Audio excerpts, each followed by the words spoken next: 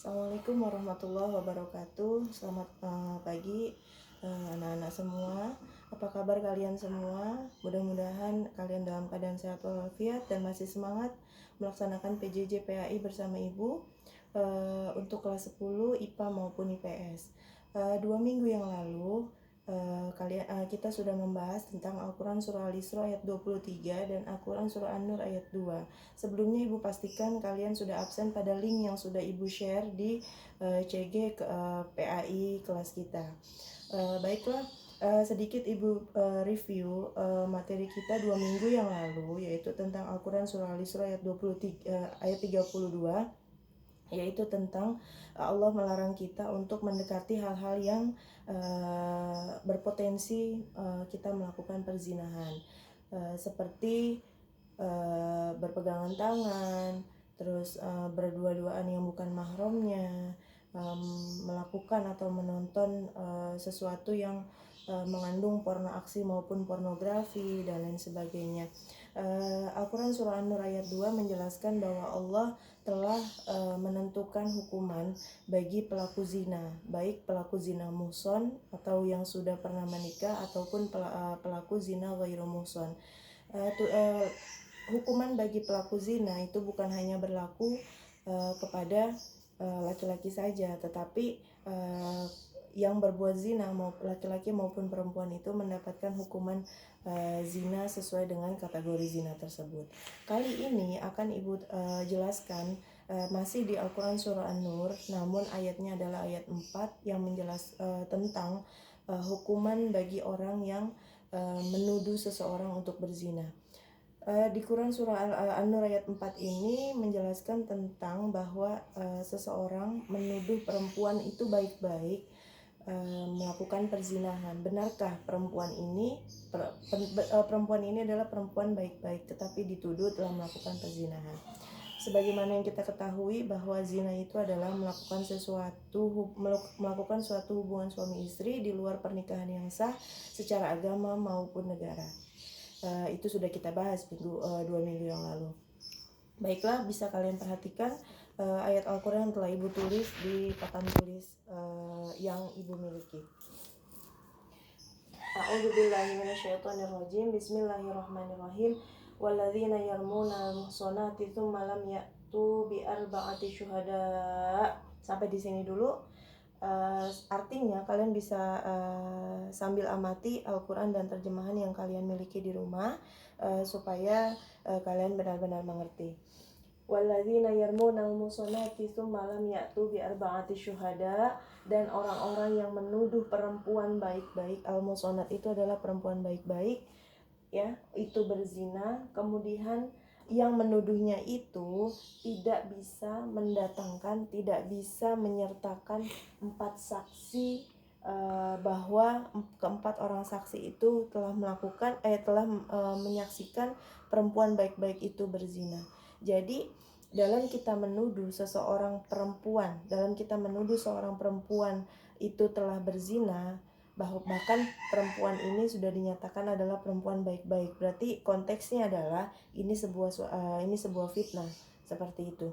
Jadi syarat Al-Quran menentukan, Allah menegaskan kepada kita dalam kita menuduh seorang perempuan baik-baik telah melakukan perzinahan, itu adalah sesuatu yang fitnah besar. Untuk itu Allah memberikan syarat bahwa dalam kita menuduh perempuan baik-baik berzina, itu kita harus yang pertama adalah kita harus mendatangkan 4 orang saksi. Nah, 4 orang saksi itu bukan sembarangan saksi. Disyaratkan bahwa 4 orang saksi tersebut adalah beragama Islam, balik, berakal, dan seorang laki-laki. Jadi dalam kita menuduh pun, mendatangkan saksi pun itu bukan sembarangan, bukan asal tuduh gitu. Apalagi di dalam ayat ini Allah telah menjelaskan bahwa perempuan ini adalah perempuan baik-baik. Jadi ini adalah sebuah fitnah seperti itu. Makanya jika seseorang menuduh perempuan baik-baik itu berzina lalu tidak bisa mendatangkan 4 orang saksi, harus 4 orang ya, minimal 4 orang, boleh lebih. Jadi saksi ini adalah yang beragama Islam, balik, dan berakal, artinya bukan orang gila, ya. Itu benar-benar menyaksikan bahwa perempuan baik-baik tersebut telah berzina. Jika kita menuduh seorang perempuan itu telah berzina dan tidak bisa mendatangkan 4 saksi, maka Allah akan menghukum kita yang telah menuduh perempuan baik-baik itu berzina, fajlidu tsamanina jaldah. Hukuman yang kita terima adalah 80 kali jilid, 80 kali dicambuk, 80 kali didera. Itu karena kita telah melakukan fitnah terhadap perempuan baik-baik, bahwa perempuan tersebut kita tuduh telah melakukan perzinahan. Karena mengapa 4 orang saksi, dan itu pun saksi 4 orang itu memang benar dinyatakan memang benar-benar telah menyaksikan perzinahan. Makanya hukumannya adalah berat, 80 kali cambukan, karena ini sudah dipastikan fitnah seperti itu. Yang kedua syaratnya adalah wala taqbalu lahum syahadatan abada. Jika kita telah terbukti memfitnah perempuan tersebut, perempuan baik-baik itu telah berzina, bukan hanya deraan yang kita terima 80 kali, tetapi persaksian kita itu tidak bisa diterima. Artinya saksi kita, lontaran kesaksian kita itu tidak akan diterima. Sampai kapan? Sampai memang kita benar-benar bertaubat. Wa ulaika humul fasikun, dan kita yang menuduh perempuan baik-baik itu telah berzina dan saksinya pun misalkan saksi setelan, maka kita termasuk orang yang fasik. Apa itu orang yang fasik? Adalah seseorang yang keluar dari ketaatan Allah, seseorang yang keluar dari yang tidak meyakini kebenaran Allah, seperti itu. Jadi Al-Quran surah An-Nur ayat 4 menjelaskan bahwa hukuman bagi seseorang yang menuduh perempuan baik-baik telah melakukan perzinahan. Jadi ayat ini menegaskan bahwa fitnah terhadap perempuan baik-baik yang telah melakukan perzinahan. Seperti itu. Yang selanjutnya, kalian bisa buka di Al-Quran kalian beserta terjemahannya, Al-Quran surah An-Nur ayat 5. Walladzina yarmuna azwajahum walam yakul lahum syuhada'u illa anfusahum fasyahadatu ahadihim arba'atu syahadatim billah. Khusus ayat kelima, Allah menerangkan bahwa tadi ayat 4 kita sudah diatur bagaimana kita menuduh perempuan baik-baik. Jadi hubungannya itu tidak ada hubungan ikatan pernikahan. Nah, sedangkan di ayat 5 ini menjelaskan bahwa bagaimana seorang suami menuduh istrinya itu telah berzina. Itu pun diatur oleh Al-Quran, oleh Allah di dalam An-Nur ayat 5. Jadi masalah tuduhan itu sangat Allah encamkan. Karena apa? Dalam kita menuduh pun kita nggak boleh sembarangan, ada syaratnya. Seperti yang tadi di Al-Quran surah An-Nur ayat 4. Ayat 5 Allah menjelaskan bahwa seorang suami itu boleh menuduh istrinya itu telah berzina dengan syarat. Kita lihat Al-Quran surah An-Nur ayat 5. Walladzina yarmuna azwajahum. Jadi seorang suami dalam menuduh istrinya telah berzina, ya, itu harus mendatangkan 4 orang saksi pula. Syarat saksinya sama seperti syarat saksi yang tadi, Islam, balik, berakal, dan memang benar-benar menyaksikan bahwa istrinya dari si suami tersebut itu memang telah melakukan perzinahan. Jadi syarat suami dalam menuduh istrinya telah berzina adalah yang pertama mendatangkan 4 orang saksi. Seperti itu.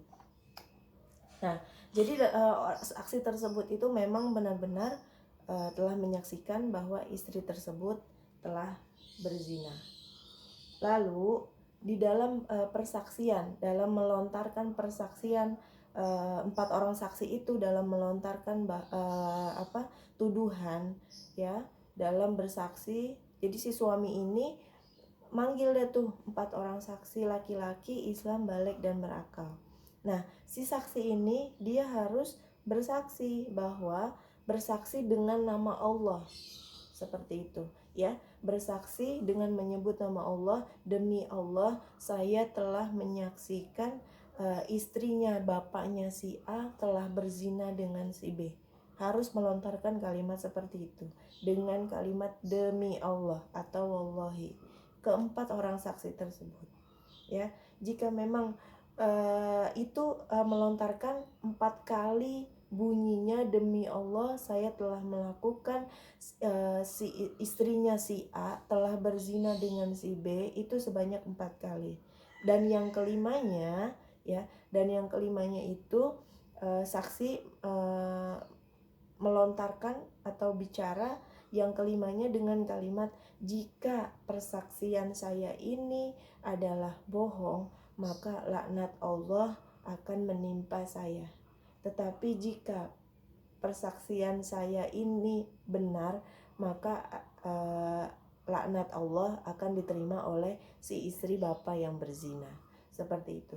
Jadi dalam seorang suami menuduh istrinya berzina, itu adalah harus mendatangkan 4 orang saksi, dan keempat orang saksi tersebut itu berikrar,